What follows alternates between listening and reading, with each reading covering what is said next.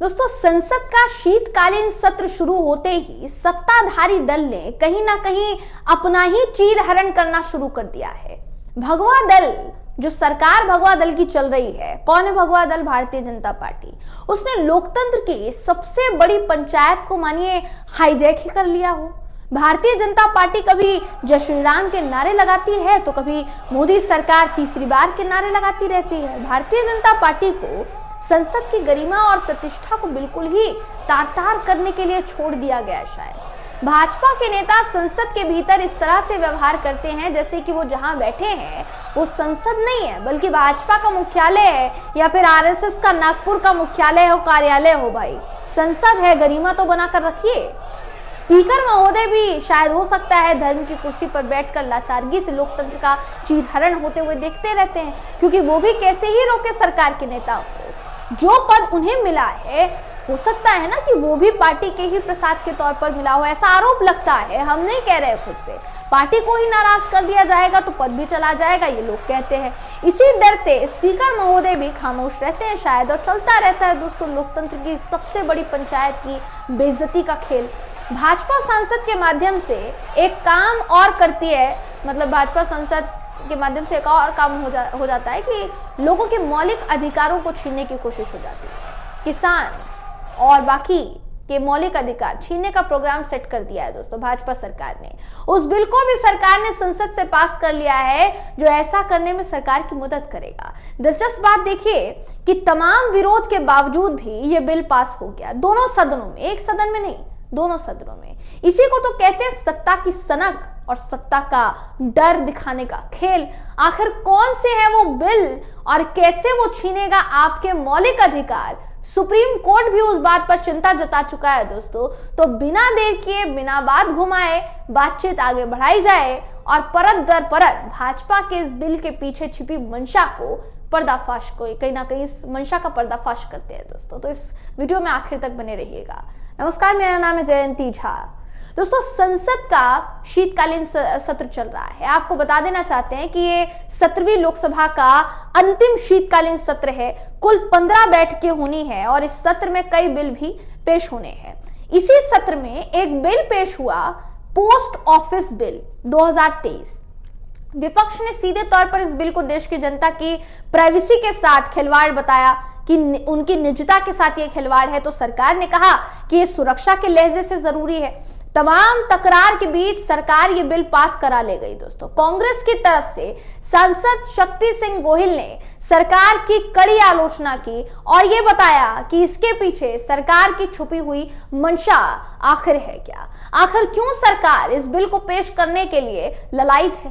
पहले आप सुनिए शक्ति सिंह गोहिल क्या कुछ कहते हुए नजर आए हैं, उनका बयान आपको सुनाते हैं दोस्तों। उसके बाद हम आगे इस बिल पर आखिर भारतीय जनता पार्टी ने क्यों पेश किया है इस बिल पर बात करेंगे, मगर उससे पहले आपकी वीडियो देखिए। कुछ लोग फर्जी डिग्री वाले, व्हाट्सएप यूनिवर्सिटी वाले कहते हैं कि 70 साल में इस देश ने क्या किया। मैं कहता हूं देश ने ये करके दिया कि दुनिया की सबसे बड़ी, बेहतरीन, सबसे अच्छी डाक सेवा वो हमारे देश में बनी। वो विजन था। आज आप पीएसयू को मार दोगे और प्राइवेट सेक्टर को एनकरेज करोगे। कुरियर वाला टाई पहन के आपको कुरियर दे जाएगा, पर दिल्ली में दे जाएगा, बंबई में दे जाएगा, अहमदाबाद में दे जाएगा। क्या वो कच्छ के अबड़ासा के एक छोटे गांव में वो कुरियर वाला डाक देने जाएगा? वो नहीं जाएगा। तो सरकार जो बिल लाई है वो बिल उसी पोस्ट ऑफिस से जुड़ा हुआ है जिसके डाकिये के आ जाने से पूरे गांव में हलचल हो जाती थी। गांव में जब डाकिया आता था तो याद है आपको, अपने साथ हर तरीके की भावनाएं लेकर आता था। किसी के बेटे ने बूढ़े माँ बाप के लिए मनी ऑर्डर भेजा होता था, परदेश में बैठा पति अपनी नई दुल्हन के लिए वियोग से भरा खेत भेजता था, कोई पिता अपने बच्चों के लिए याद भेजता था, तो कोई हाल समाचार भेजता था। तमाम भावनाओं को अपने झोले में इकट्ठा करके डाकिया घर घर जाकर पहुंचा करता था। इस डाकिये शब्द पे कई गाने भी बने दोस्तों, कई कविताएं भी बनी, लेकिन शायद अब ऐसा हो नहीं पाएगा, क्योंकि पीएम मोदी और उनकी सरकार ने गांव से उसका एक और हक वापस छीनने का प्लान तैयार कर लिया है। यही नहीं, इस बिल में गोपनीयता की धज्जियां उड़ा दी गई है। गोपनीयता मतलब कॉन्फिडेंशियल, कुछ भी निजता आपकी जो आप नहीं बताना चाहते किसी को, आपकी प्राइवेसी। बिल में कहा गया है कि अगर किसी अफसर को सिर्फ शक भी होगा ना, तो वो उस डाक को कहीं भी कभी भी रोक सकता है। शक होने पर वो उस डाक को पढ़ भी सकता है। शक्ति सिंह गोयल ने एक बात और कही कि आप निजी प्लेयर के डाक ले जाने के लिए कहीं ना कहीं आप अपॉइंट करना चाहते हैं क्या निजी प्लेयर को? तो क्या आप सार्वजनिक क्षेत्रों में भी प्राइवेट लोगों को लॉन्च कर देना चाहते हैं? तो क्या सरकार बचेगी या लोगों का डाक पर भरोसा रह पाएगा? क्या आप सभी चीजें मुनाफा कमाने वाले प्राइवेट कंपनी को दे देना चाहते हैं? क्या सरकार का मतलब नॉर्थ ब्लॉक और साउथ ब्लॉक ही हो जाएगा?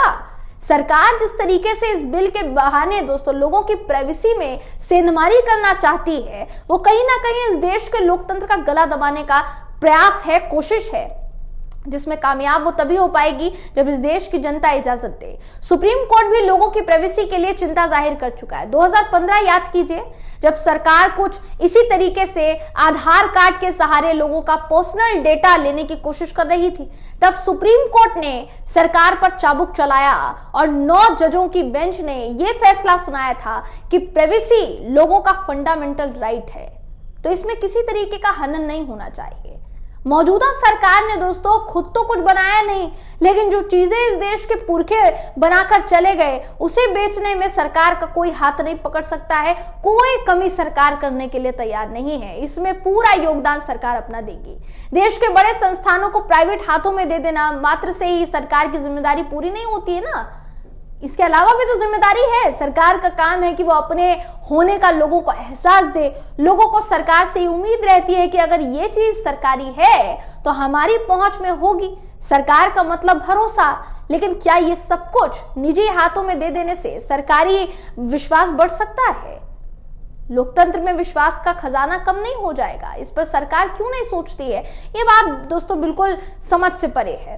अब आप ये सोचिए कि ये प्राइवेसी के लिए इकलौता एक केस नहीं है, ये इकलौता एक बिल नहीं है जो कि लाया गया है और इस पर जिस पर विरोध हो रहा है। इसके अलावा इससे पहले पेगासस आपको याद होगा, इससे पहले आपको तमाम विपक्षी नेताओं द्वारा लगाए गए आरोप याद होंगे, जिन आरोपों में बाकायदा भारतीय जनता पार्टी पर बार बार ये आरोप लगाया गया है, बार बार इन आरोपों से भाजपा घिरी है कि भाजपा की सरकार में विपक्षी नेताओं के फोन टैप होते हैं। फोन टैप का मतलब उनकी प्राइवेट जिंदगी, फोन पर वो क्या कर रहे हैं, किससे बात कर रहे हैं, किसको कॉल कर रहे हैं, किसका कॉल आ रहा है, किससे कॉल पे बात हो रही है, बाहर देश में किससे कॉल पर बात हो रही है, ये सारी जानकारी जो भी उस फोन को टैप करेगा उसको मिल जाएगी। और ये फोन टैप करने का आरोप भारतीय जनता पार्टी की सरकार पर विपक्ष के नेताओं ने लगाया। हालांकि इस पूरे आरोप की जो पुष्टि है वो मैं नहीं करती हूं, हमारा चैनल नहीं करता है, लेकिन आप जरा देखिए, इस बात को निहारिए कि कितने आरोप इस सरकार पर लगे और कितने आरोपों पर इस सरकार ने जवाब दिया। बिल लाना है, अपनी मर्जी से पास कर देना है। बेशक उस बिल के प्रोज एंड कॉन्स जानकर जनता ना चाहे कि वो बिल पास हो या ना हो, जनता से कोई पूछना नहीं है, कोई कमेटी नहीं बनानी, किसी तरीके से जनता की नजर में वो खबर नहीं आनी चाहिए, वो बिल नहीं आना चाहिए, समझाना भी नहीं है कि उस बिल के तहत क्या है। यही कारण है कि किसान आंदोलन इतना बड़ा देश में आंदोलन हुआ दोस्तों, क्योंकि जो किसान बिल लेकर आए गए थे, जो किसानों को लेकर बिल लाया गया था, उस बिल पर किसानों की सहमति नहीं थी।